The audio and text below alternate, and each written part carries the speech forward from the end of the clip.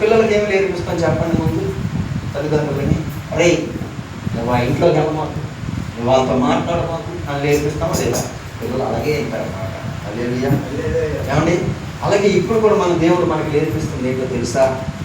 ఎవడును కీడునకు ప్రతి కీడు ఎవనికైనాను చెయ్యకుండా చూసుకునుడి. ఈ నెల మన అప్పు తీరాలంటే, ఈ నెల మన బలహీనత పోవాలంటే, ఈ నెల మనలో ఉన్న సమస్యలు పోవాలన్నా నువ్వేం చేయాలి? ముందు ఎవడును కీడుకు ప్రతి కీడు చెయ్యకుము. ఏమండి? ప్రతి కీడు చెయ్యకుము. అది ఎవరైనా అవనే, మన ఇంట్లో అవనే, మన యజమానుడు అవనే, మన పిల్లలు అవనే, మన అత్తమామలు అవనే, మన అమ్మ నాన్న అవనే, మన అన్నదమ్ములు అవనే, మన అక్క చెల్లెలు అవనే, ఎవరైనా సరే ఏ రోజు కూడా మనం ఏం చేయకూడదు? ప్రతి కీడు అసలు చేయకూడదు. హల్లెలూయా. అలాగే చేయనంతసేపు నీ జీవితం ఎలా ఉంటుందంటే ఫలభరితముగా ఉంటుంది. నీ జీవితము, నీ ఇల్లు, నీ యొక్క శరీరము, నీ ఊరు, నీ దేశము అనగా నీ యొక్క ఇల్లు మొత్తం కూడా ఫలభరితంగా స్వస్థత పొందుతాము. హల్లెలూయా. హల్లెలూయా. ఇక్కడ ఉన్న మాటకి మనం చదువుకుంటుందండి, ఎవడును కీడుకు ప్రతి కీడు ఎవనికైనాను చెయ్యవద్దు, చూసుకొనుడి, చెయ్యకుండా చూసుకొనుడి. ఏమన్నా ఇంకా ఏముందంటే ఇక్కడ, మీరు ఒకని ఎడల ఒకడు మనుషులందరి ఎడల ఎల్లప్పుడూ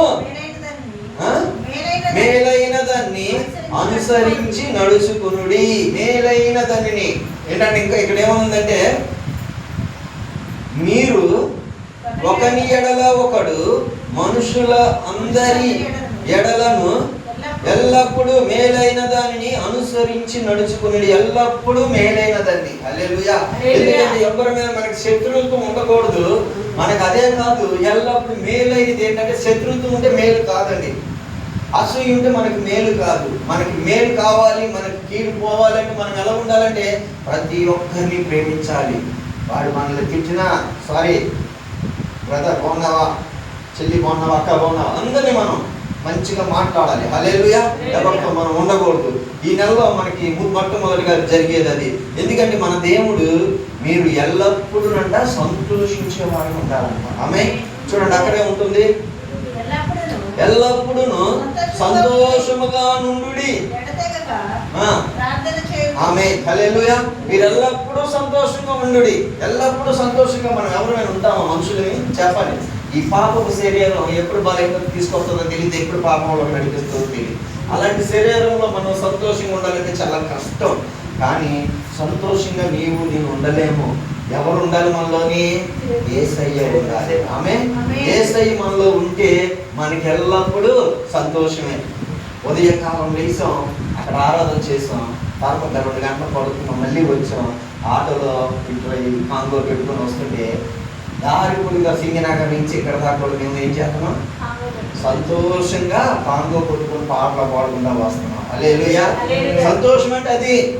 ఒక్కొక్కరికి కాంగో కొడితే బా ఏంటి సౌండ్ అని అన్నారు అంటే వారి జీవితాల్లో బలహీనతలు ఎక్కువ అవుతున్నాయి. నిజమే, మన ఇంటి పక్కన వాళ్ళు కూడా మనకి ఏంటి సౌండ్ అనడానికి లేదు. ఆ సౌండ్లో నువ్వు ఆనందించాలి, ఉత్సాహించాలి, సంతోషించాలి, గంతులు వేయాలి.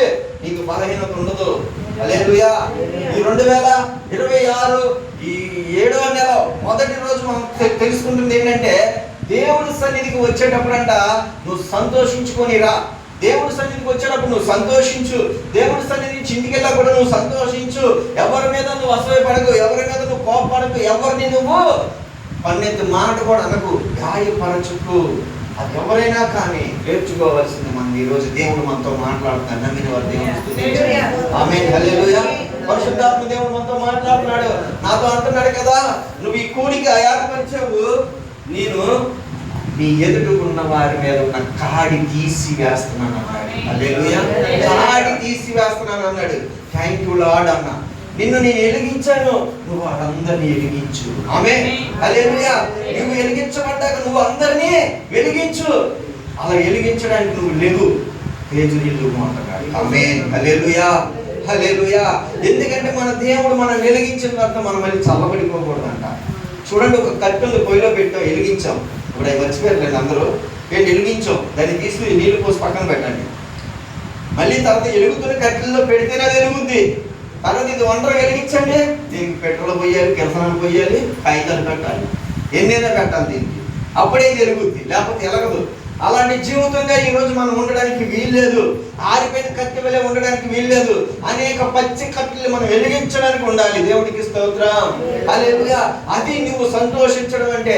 సంతోషించడం అంటే దేవుడితో నువ్వు కీర్తనలు పాడుతూ, ఆనంద గానాలు చేస్తూ, ఆరాధన చేస్తూ, ఆయన వాక్యాన్ని ధ్యానిస్తూ నువ్వు ఉంటుంటే నీ ఒళ్ళంతా సంతోషంగా ఉంటుందంట, నీ ఇల్లు సంతోషంగా ఉంటుందంట, నీ గృహమంతా ఆరోగ్యముగా ఉంటుందంట. ఆమేన్, హల్లెలూయా, హల్లెలూయా. ఇటువంటి సంతోషం నిజంగా నా జీవితంలో నేను చూశాను. ఆమేన్. నా భార్య అనేది, 3 ఆడపిల్లల కదయ్యా, నీకు చింత లేదా అనేది. నేను నాకెందుకు చింత, నా దేవుడు ఏం చెప్పాడో నాకు గుర్తుంది. నేను ఆయన మాటని హృదయంలో పెట్టుకుంటున్నాను. ఎప్పటికప్పుడు విన్నప్పుడల్లా ఆయన మాట చొప్పున నేను నడుస్తున్నాను. నాకు చింత లేదు. 3 ఆడపిల్లలే, ఆయన చూసుకుంటాడు. ఆయన ఇచ్చిన బహుమానాలు అన్న. దేవునికి స్తోత్రం. వీళ్ళు ఎవరైనా చెప్పగలుగుతారా?